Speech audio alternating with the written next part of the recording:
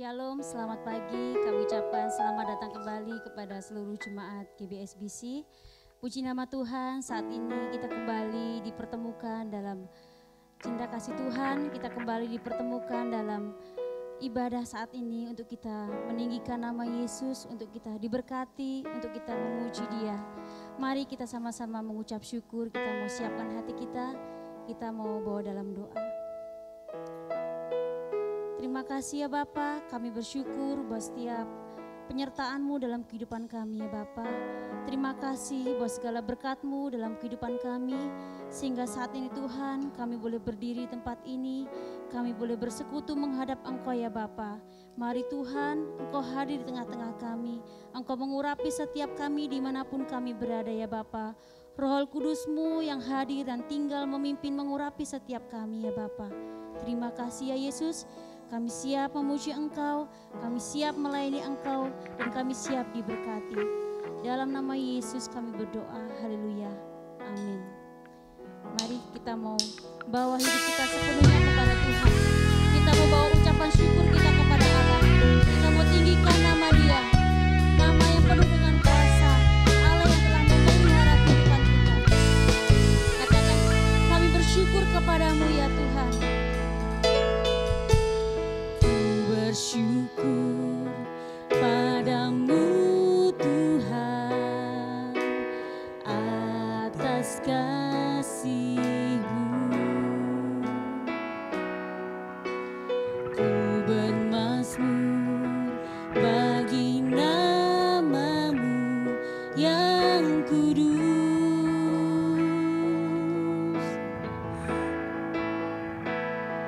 sebab Engkau kebenaranku, padamu ku percaya. Betapa mulianya Tuhanku, ku rindu menyatakan. Ku bersyukur padamu ya Tuhan.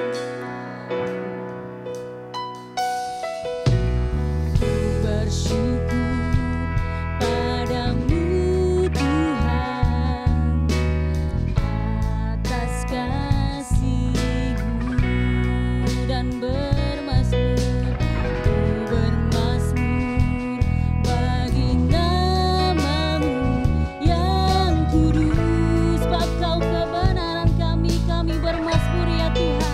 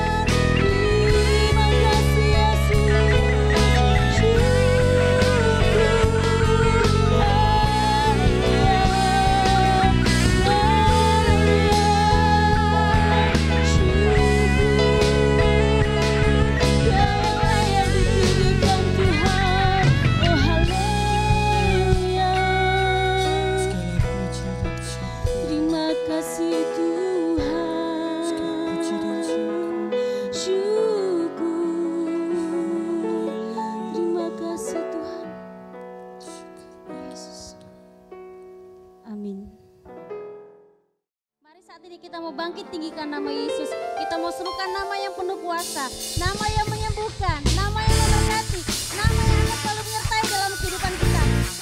Mari kita mau bersorak-sorai bagi Tuhan.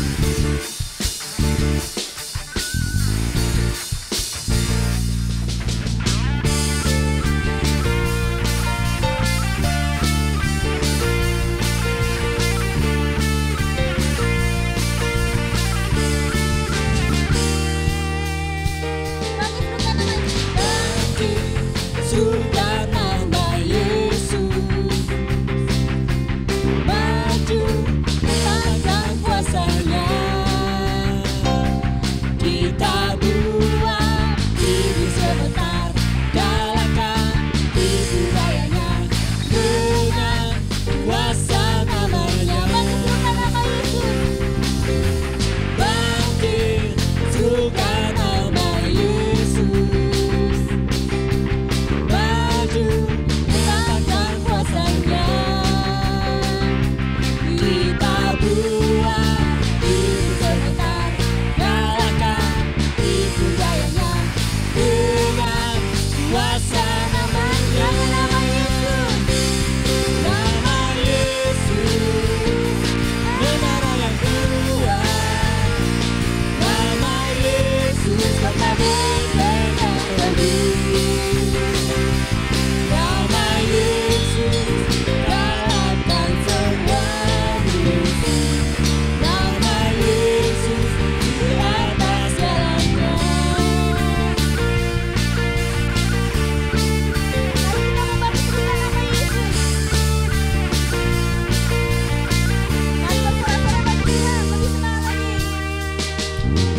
Bangkit, suka nama Yesus. Maju, rasakan kuasanya. Kita buat diri sebentar, galakkan tipu dayanya dengan kuasa namanya. Nama Yesus, menara yang kuat. Nama Yesus, kota benteng yang teguh. Nama Yesus, kalahkan semua musuh. Nama Yesus, di atas segalanya. Hanya nama Yesus. Nama Yesus, menara yang kuat. Nama Yesus, kota benteng yang teguh. Nama Yesus, kalahkan semua musuh. Nama Yesus, di atas segalanya. Nama Yesus, nama Yesus, nama Yesus, di atas segalanya.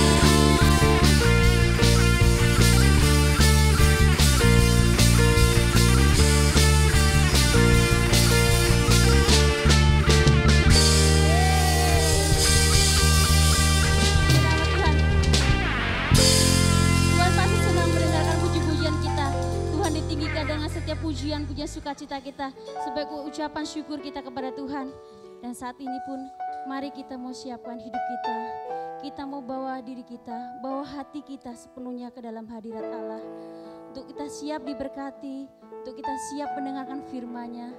Biarlah hidup kita selalu dibentuk dengan kebenaran firman-Nya dan kita boleh menjadi pelaku-pelaku firman Tuhan. Ku bawa hidupku sekarang ya Tuhan ke tempat kudus-Mu. Mari kita mau siapkan hati kita sepenuhnya kepada Tuhan.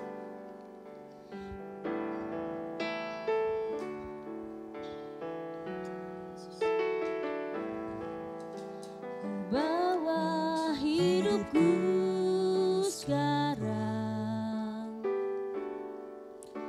ke tempat kudus-Mu Tuhan, dan mesbah-Mu ku serahkan seluruh hidupku. Penuhi hatiku sekarang.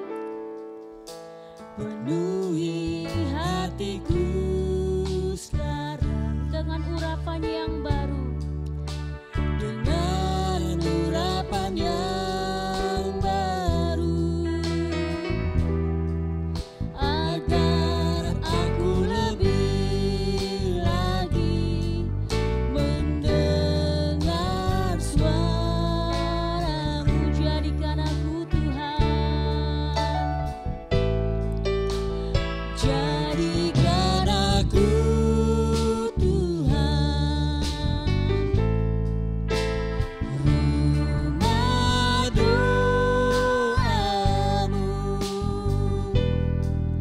agar semua suku bangsa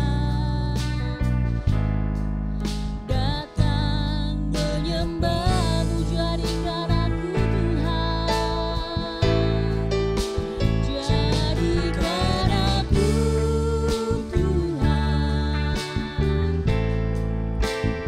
rumah doa-Mu, agar semua suku bangsa datang menyembah-Mu. Ku bawa hidupku sekarang ke tempat kudus-Mu ya Tuhan. Bawa hidupku sekarang ke tempat kudus-Mu Tuhan. Di mezbah-Mu ku serahkan seluruh hidupku. Penuhi hatiku sekarang ya Tuhan. Penuhi hatiku sekarang dengan urapan yang baru, agar aku lebih lagi mendengar suara-Mu. Jadikan aku Tuhan, jadikan aku Tuhan, rumah doa-Mu, agar semua suku bangsa datang menyembah-Mu. Jadikan aku Tuhan, rumah doa-Mu, agar semua suku bangsa datang menyembah. Agar semua suku bangsa ya Tuhan, agar semua suku agar semua suku bangsa, agar semua suku agar semua suku bangsa agar semua suku bangsa datang menyembah-Mu.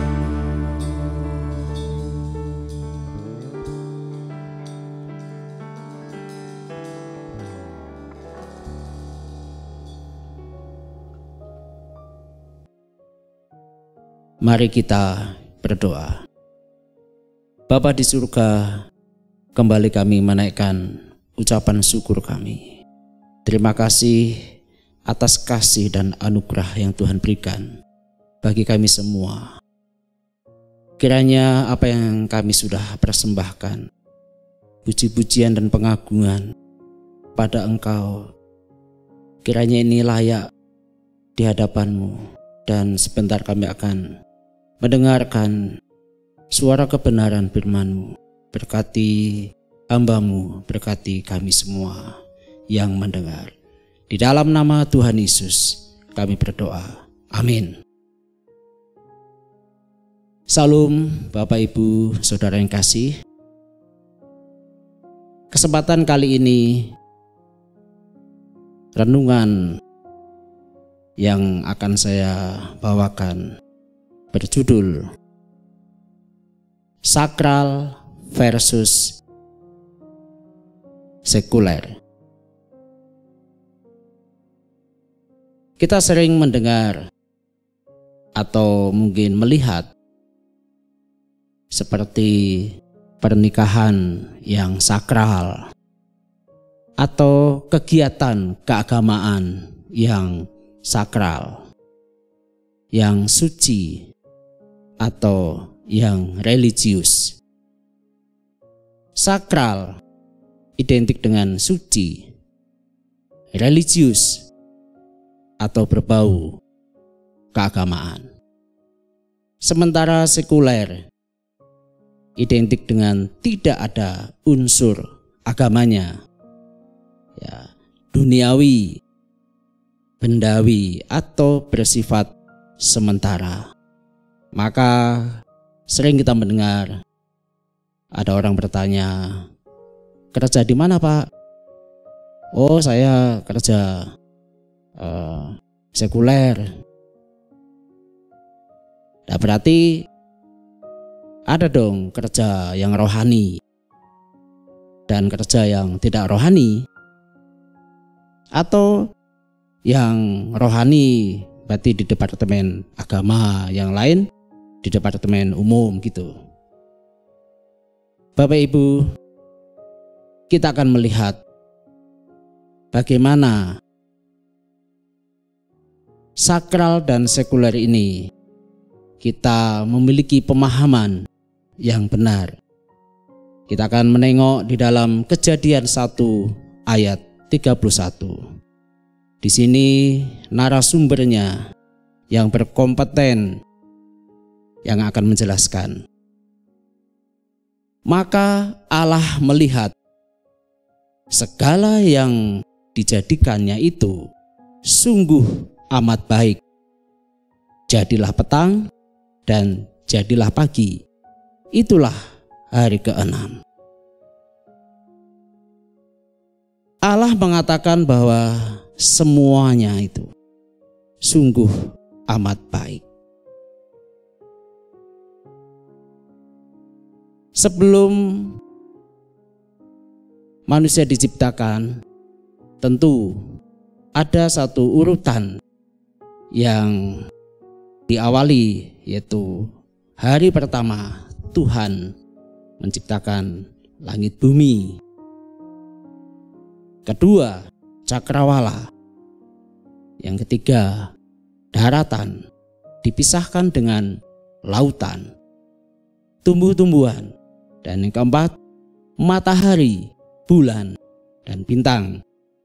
Kelima, binatang di laut, burung-burung di udara. Dan keenam, binatang di bumi, ternak, dan binatang melata, dan juga manusia. Allah melihat semua yang diciptakannya itu sungguh amat baik. Tuhan sangat takjub dan kagum akan ciptaannya. Di antara urutan 1, 2, 3 sampai ke 6 itu ada barang-barang, ada benda-benda, ada hal-hal yang sifatnya dunia dan juga yang sementara. Bapak Ibu, Allah kita yang hidup adalah Allah atas alam semesta, jagat raya, atas benda-benda, sarana dan prasarana, juga adalah Allah atas agama, atas hal-hal yang suci, yang religius. Dia adalah Allah atas yang sekuler dan yang sakral. Namun demikian, pada umumnya orang Kristen tidak menyukai pembedaan ini. Kita juga sering beranggapan hanya yang berbau suci atau sakral saja yang dimiliki oleh Allah. Mungkin ini biasanya kalau di tempat-tempat yang suci itu kita suka mencium bau-bau kemenyan gitu ya. Bau dupa, bau minyak mur. Sehingga suasana seolah-olah yang ilahi itu hadir. Ada kehadiran Allah. Kan jarang di tempat-tempat yang dianggap suci itu kita mencium bau ayam geprek, bau sate, atau mungkin bahkan ikan asin gitu. Seolah-olah Allah hanya tertarik kepada hal-hal yang berbau keagamaan. Seperti gedung-gedung ibadah, rumah-rumah ibadah, patung salib, patung Yesus, kapel-kapel atau katedral begitu. Seolah-olah Allah hanya tertarik kepada kegiatan-kegiatan agamawi seperti KKR, kebangunan rohani, retreat, perayaan Natal, Paskah. Seolah-olah Allah hanya tertarik kepada ucapan-ucapan keagamaan. Ya seperti Shalom, ya, Haleluya, God bless you, Jesus bless you gitu. Dan juga seolah-olah Allah hanya tertarik kepada Alkitab, kitab suci, buku-buku doa, renungan, ayat-ayat emas, quote-quote. Sehingga rumahnya pun ditulisi ayat-ayat, dipajang ayat-ayat Alkitab. Ya, mobilnya, kendaraannya, mungkin maskernya juga ditulis ayat-ayat begitu. Bapak Ibu, memang benar Allah tertarik kepada semua hal itu. Seperti kegiatan keagamaan, retreat, dan camp atau ibadah Paskah, juga Natal. Asalkan semuanya itu memiliki sangkut paut kehidupan manusia. Mempunyai action yang real, yang nyata. Mempunyai bobot, bisa dirasakan dan berdampak bagi manusia, bagi masyarakat, bagi kehidupan. Memang benar Allah tertarik dengan kitab suci, buku-buku doa.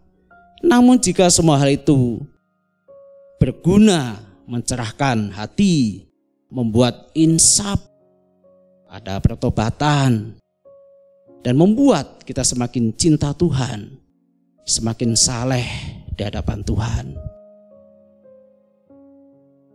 Benar memang Allah tertarik dengan kidung pujian, pujian penyembahan, ratapan, tarian. Namun jika semua itu dapat dirasakan, didengar oleh telinga hati kita, yang meresap dalam sanubari, sehingga iman bertumbuh, hidup kita berbuah kebenaran. Dan orang-orang di sekitar kita bisa melihat, merasakan apa yang kita miliki.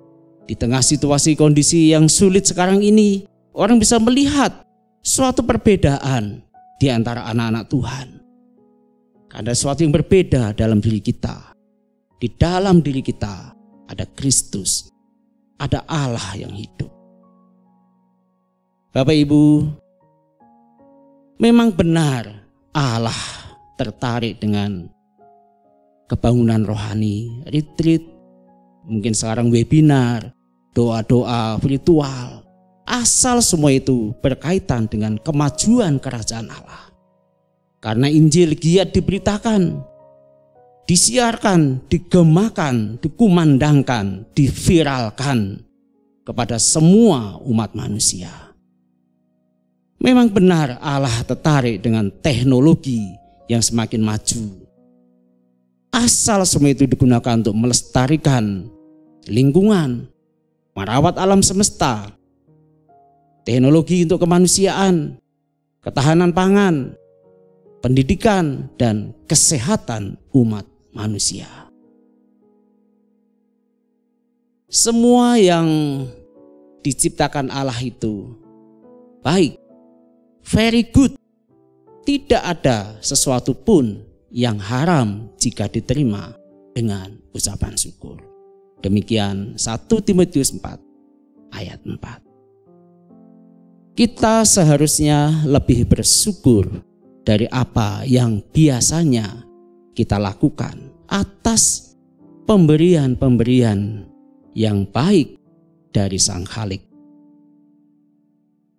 Baik itu atas seks yang kudus, atas perkawinan yang suci, kehidupan keluarga, atas persahabatan, komunitas, pertemanan, kehidupan yang rukun antar rasial.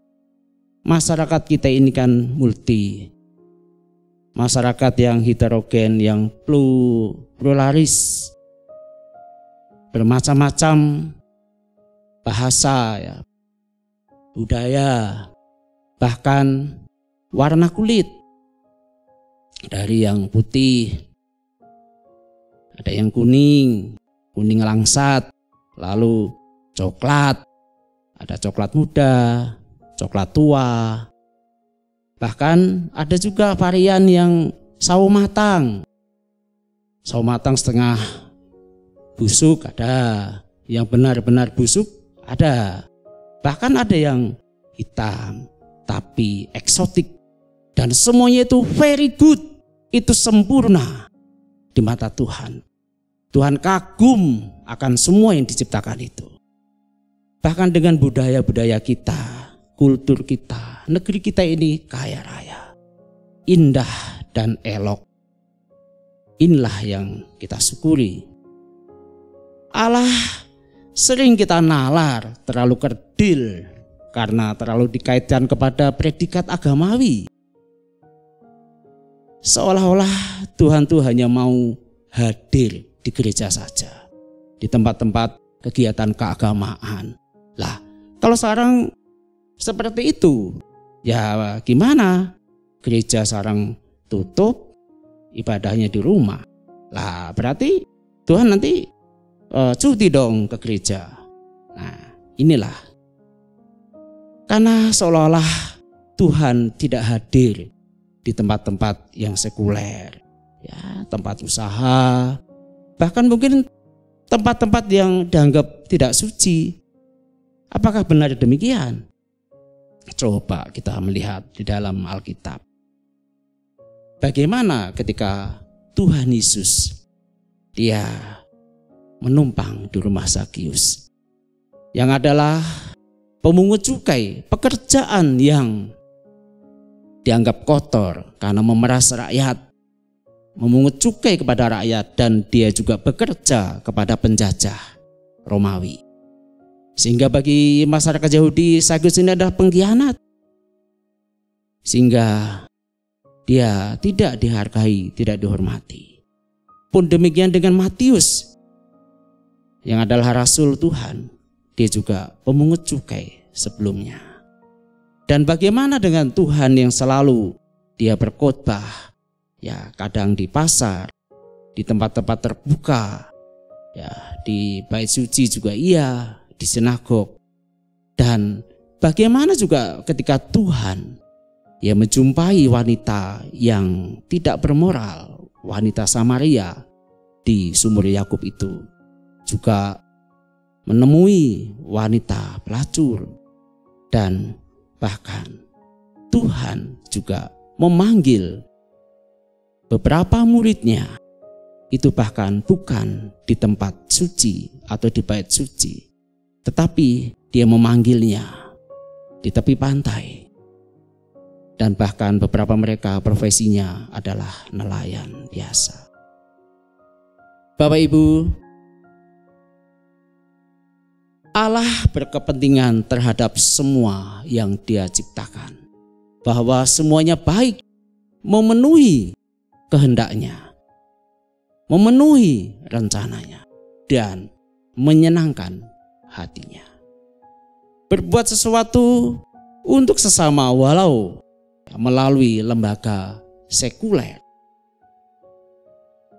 Menjadi pegawai negeri, menjadi pejabat, menjadi anggota dewan, semuanya itu adalah tugas yang suci. Menjadi pegawai negeri boleh ya, itu suci. Menjadi gubernur, bupati, menjadi wali kota, camat, itu suci. Anggota dewan, lalu pejabat seperti hakim, pengacara. Jika ada orang Kristen menjadi anggota dewan atau pejabat, kan nanti di sana dia bisa menjadi perwakilan Allah, perwakilan kerajaan Allah, ikut memutuskan, mengambil kebijakan untuk umat Tuhan, mewakili Allah di sana.